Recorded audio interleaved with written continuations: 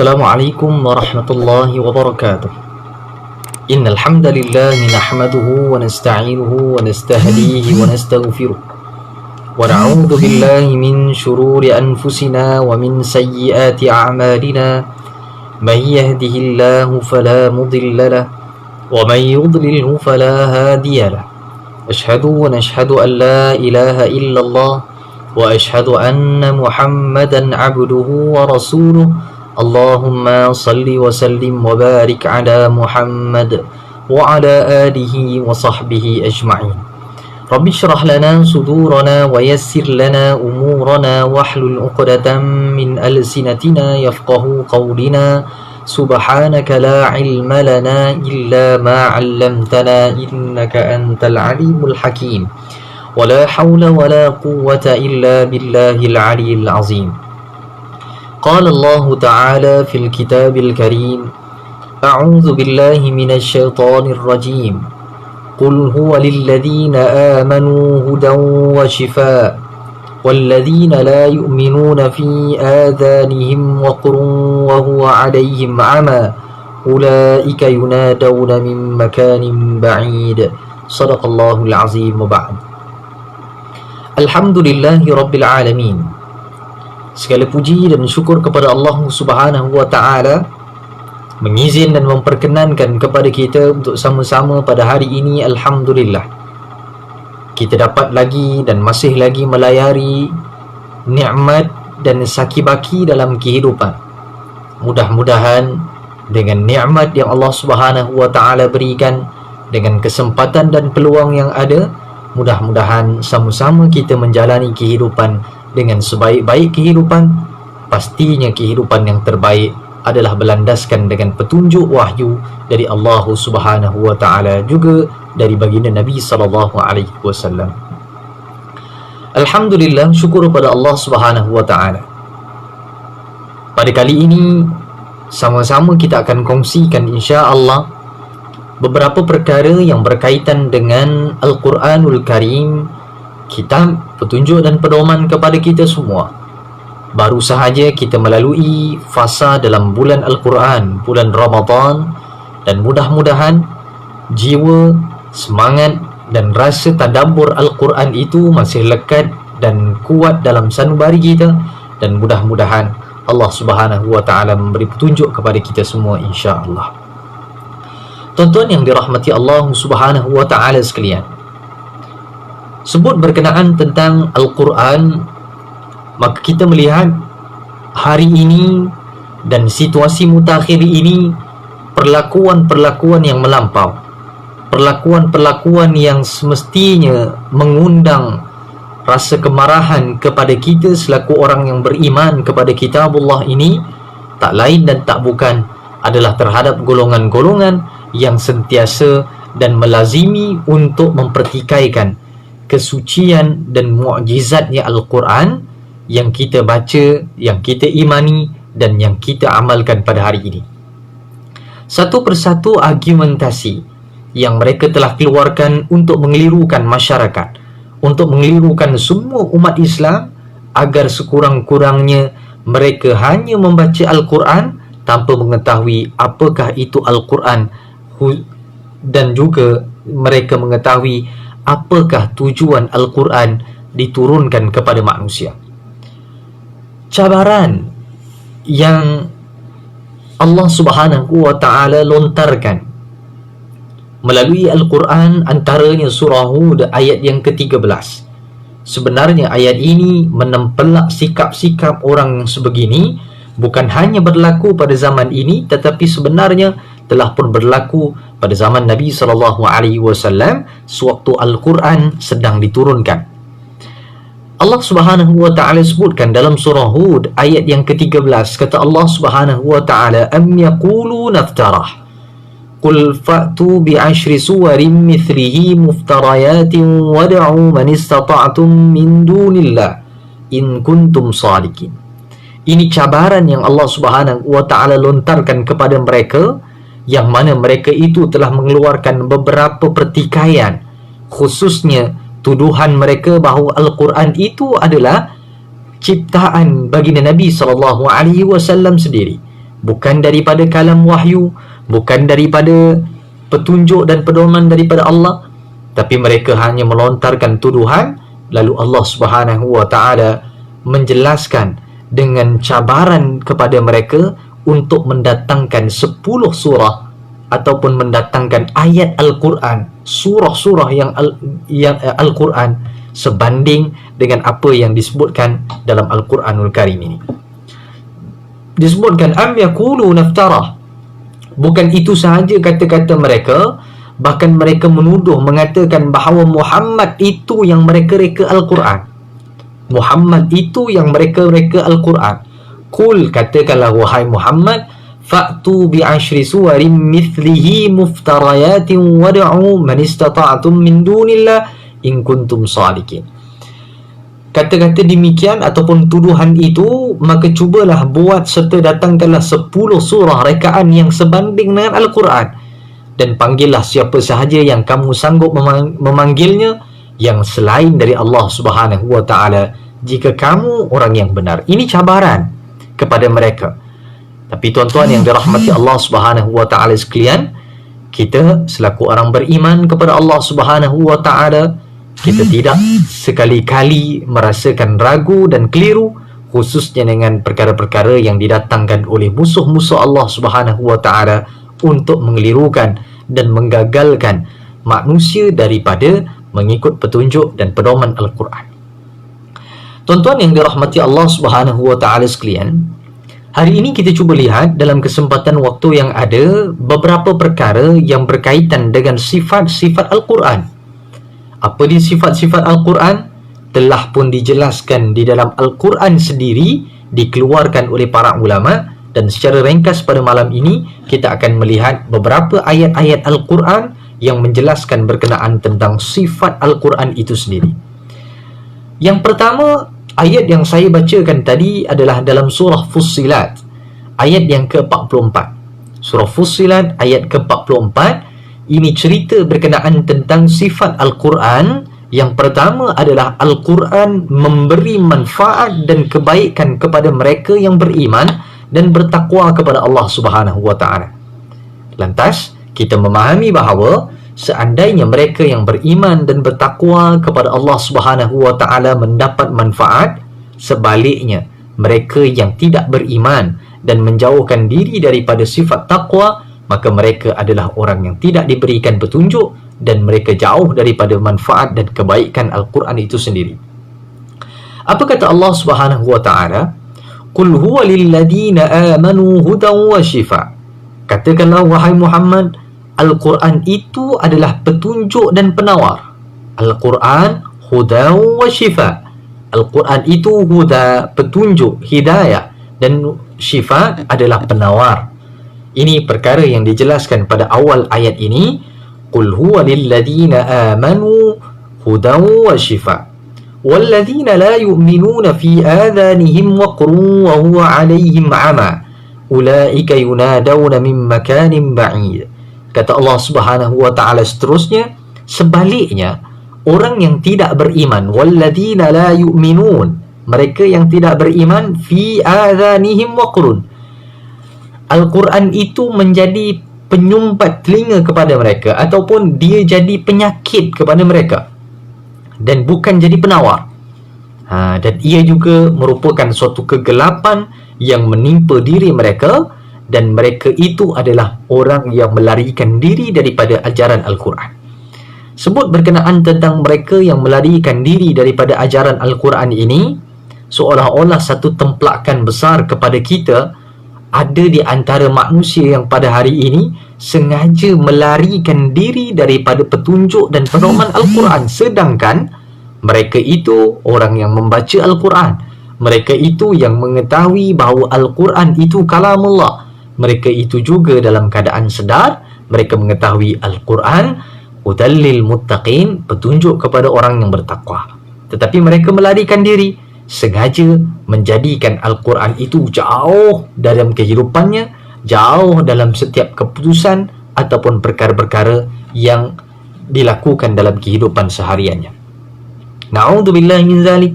Mudah-mudahan kita jadi orang yang beriman benar-benar seperti mana sifat yang disebutkan berkenaan tentang Al-Quran, dan itu yang kita tadabbur dan kita hayati dalam kehidupan seharian. Yang pertama, Al-Quran memberi manfaat dan faedah yang besar, kebaikan yang banyak kepada mereka yang beriman dan bertakwa. Manakala mereka yang tidak beriman, mereka yang jauh daripada sifat takwa, mereka itu adalah orang yang sengaja melarikan diri daripada petunjuk dan pedoman Al-Quran. Itu yang pertama dalam perkongsian kita pada malam ini. Tuan-tuan yang dirahmati Allah Subhanahu wa taala sekalian, pelik kan? Kita rasakan bahawa manusia pada hari ini yang terumbang-ambing, kelam kabut dan huru-hara menguruskan kehidupan dunia dan menguruskan kehidupan masyarakat, tiba-tiba Al-Quran yang datang sebagai petunjuk lengkap sempurna daripada Tuhan Allah Subhanahu wa taala. Namun begitu, malangnya mereka melarikan diri dan mereka tidak mahu menjadikan Al-Quran sebagai pedoman. Kita tak cerita mereka yang kafir, kita tak cerita mereka yang bukan beragama Islam, tetapi yang kita pelik dan yang kita sangsi bagaimana jiwa mereka sebenarnya telah pun subur dengan agenda-agenda yang luar daripada Al-Quranul Karim, luar daripada petunjuk dan hidayah Allah Subhanahu wa taala. Yang kedua, tuan-tuan yang dirahmati Allah Subhanahu wa taala sekalian, sifat Al-Quran seumpama yang dijelaskan dalam suratul Isra ayat yang ke-9. Inna hadzal Qur'ana yahdi lillati hiya aqwam wa yubashshirul mu'minin alladhina ya'maluna as-salihati anna lahum ajran kabira. Kata Allah Subhanahu wa taala, sesungguhnya Al-Quran itu yahdi lillati hiya aqwam. Dia memberi petunjuk ke jalan yang amat benar, tak lain dan tak bukan jalan itu adalah Al-Islam, dinul Islam, agama Islam.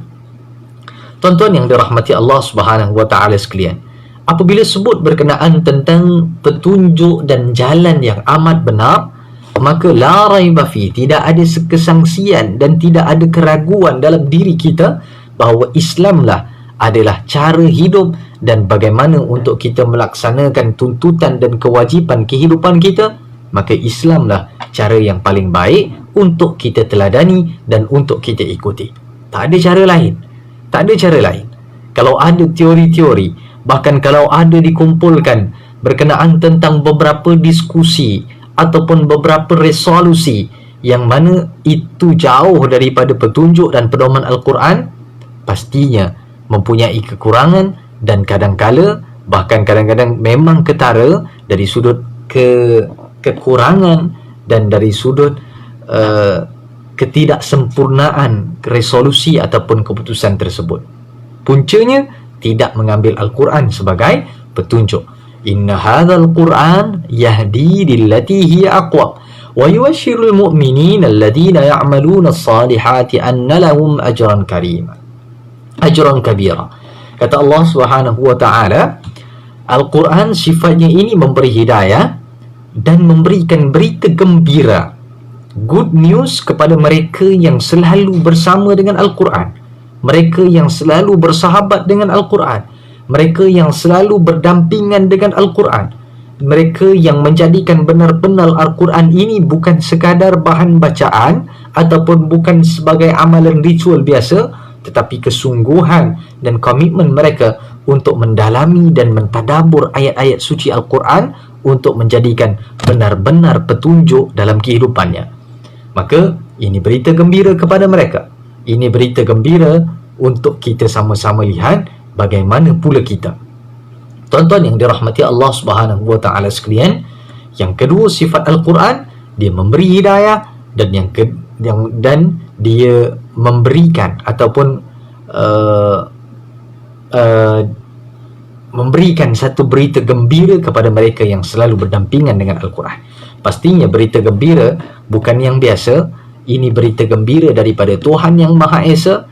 Pastinya dahsyat dan besar dari sudut ganjaran, khususnya apa yang Allah Subhanahu wa taala akan berikan di akhirat kelak insya-Allah. Tuan-tuan yang dirahmati Allah Subhanahu wa taala sekalian, yang ketiga, apabila bicara berkenaan tentang sifat Al-Quran secara ringkas, kita tak bincangkan tafsirannya secara detail pada malam ini. Yang ketiga, Sifat Al-Quran itu adalah nasihat, peringatan, tazkirah, dan sumber hukum yang paling tepat. Sumber hukum yang paling tepat. Ini sifat Al-Quran. Dia jadi sebagai mau'izah, dia jadi sebagai satu perkara yang disebutkan sebagai dustur, ataupun satu perkara yang disebutkan sebagai hukum hakam. Dan Al-Quran paling tepat, paling tepat. Ini berdasarkan dengan apa yang Allah Subhanahu wa taala sebutkan dalam Al-Quran, ya ayyuhan nas qad ja'atkum mau'izatun mir rabbikum wa shifaa'un lima fis sudur wa hudan wa rahmatul lil muttaqin. Kata Allah Subhanahu wa taala, wahai manusia, ini pengumuman kepada semua manusia untuk manusia ambil tahu dan sedar berkenaan tentang mesej yang Allah Subhanahu wa taala sampaikan, iaitu manusia, kalau ada manusia, nasihat yang paling berguna, peringatan yang paling baik adalah dengan Al-Quranul Karim.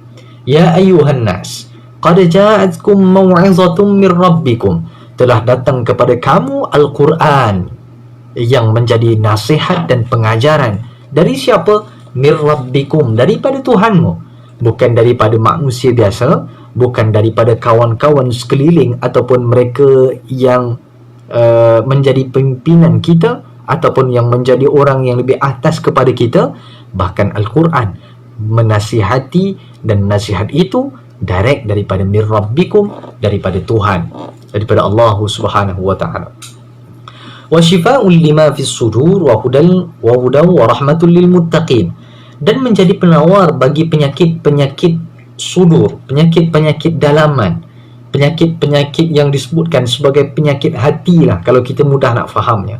Tuan-tuan yang dirahmati Allah Subhanahu wa taala sekalian, penyakit hati bukan boleh kita dapat, bukan hati yang fizikal tu, dari sudut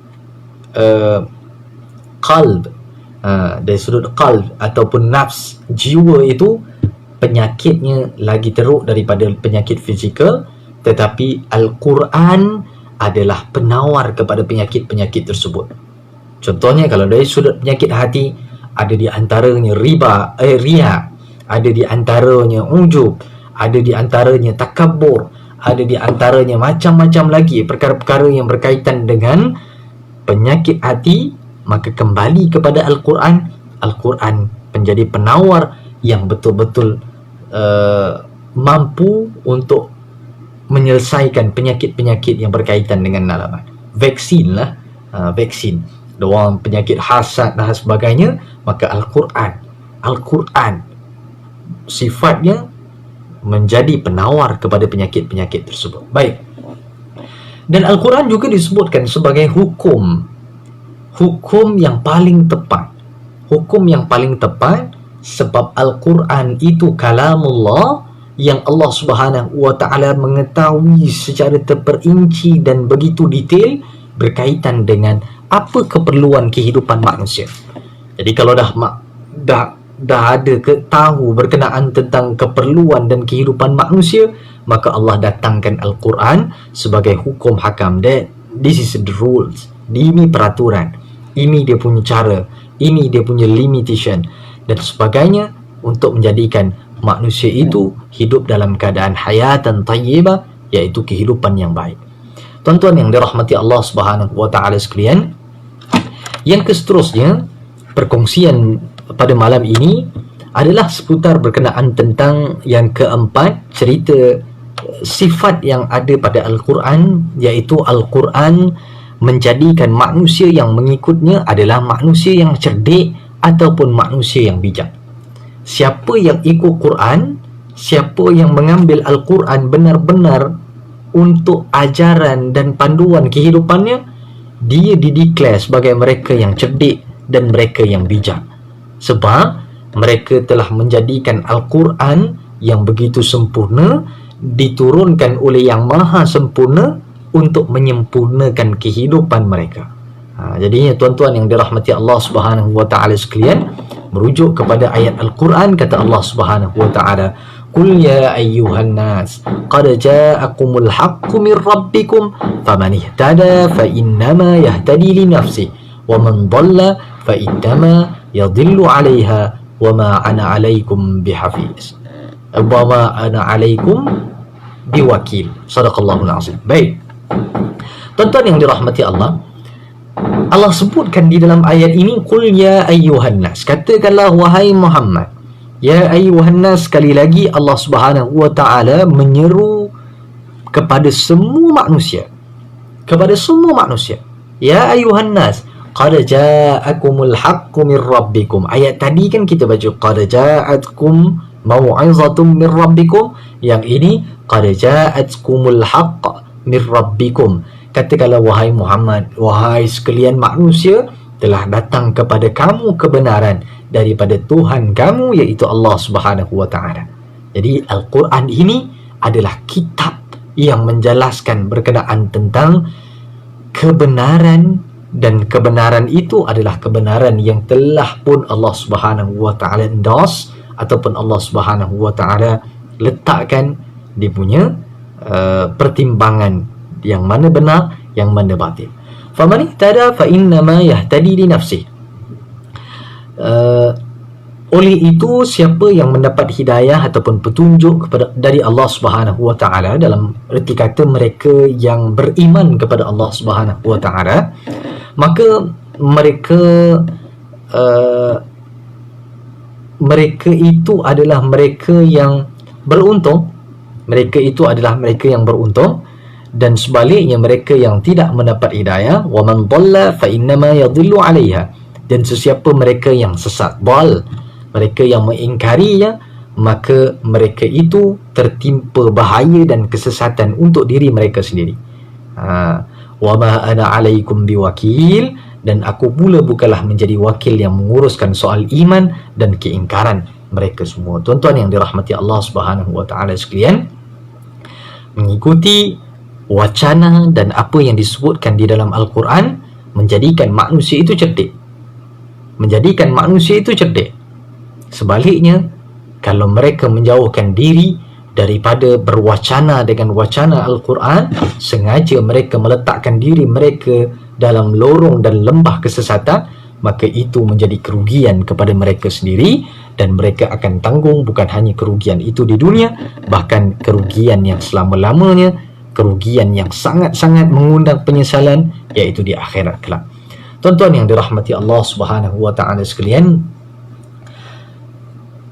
kalau kita lihat mutakhir ni, apabila sebut berkenaan tentang manusia cerdik ataupun manusia yang pandai, bijak, biasanya diangkat beberapa ikon ataupun beberapa orang yang mengeluarkan pendapat-pendapat yang dikatakan pendapat itu pendapat yang hebat ataupun pendapat yang bernas.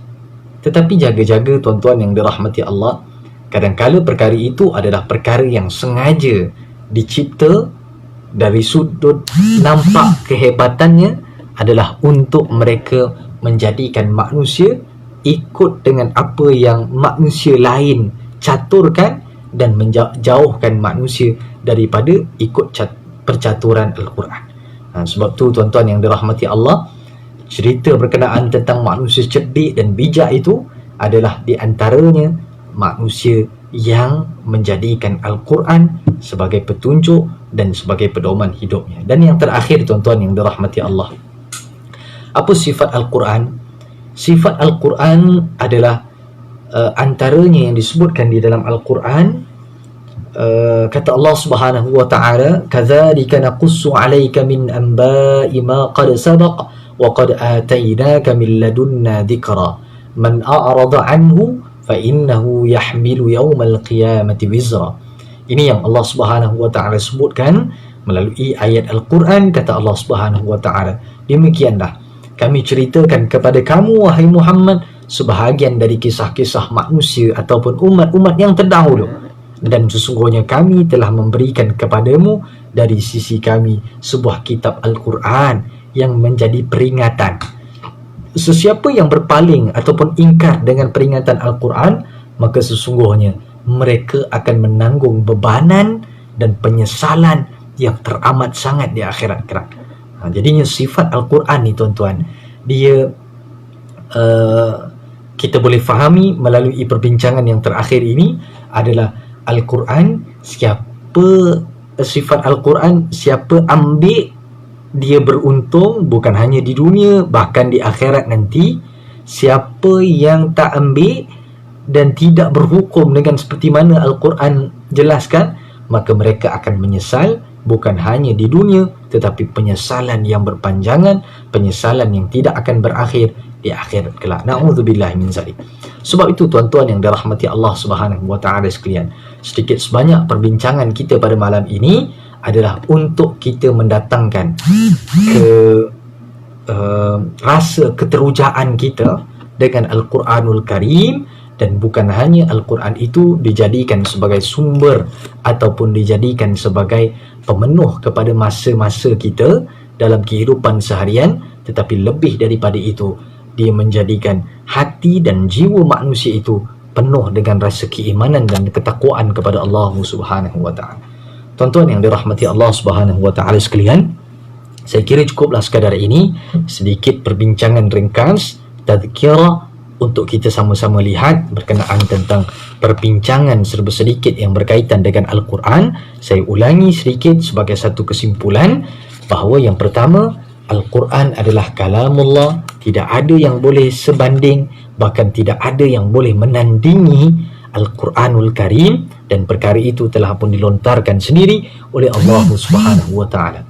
Yang kedua, apabila kita mengetahui berkaitan dengan beberapa sifat Al-Quran, maka seandainya ada kelompangan dalam kehidupan seseorang manusia, maka Al-Quranlah tempat rujuk yang paling utama. Al-Quranlah tempat rujuk yang pertama. Begitu. Jangan dah hujung, dah tak ada langsung, dah macam dah tak ada langsung cara, dah hampir-hampir putus asa, ataupun dah putus asa, maka barulah menyelak-nyelak helaian Al-Quran. Jangan jadi begitu. Baik, sifat Al-Quran seperti mana yang kita bincangkan tadi. Yang pertama, dia menjadi manfaat ataupun memberi manfaat kepada mereka yang bertakwa dan beriman, dan Al-Quran itu adalah sebagai kitab hidayah seperti mana yang telah pun kita bincangkan sebelum daripada ini. Yang kedua, tadi kita bincangkan juga Al-Quran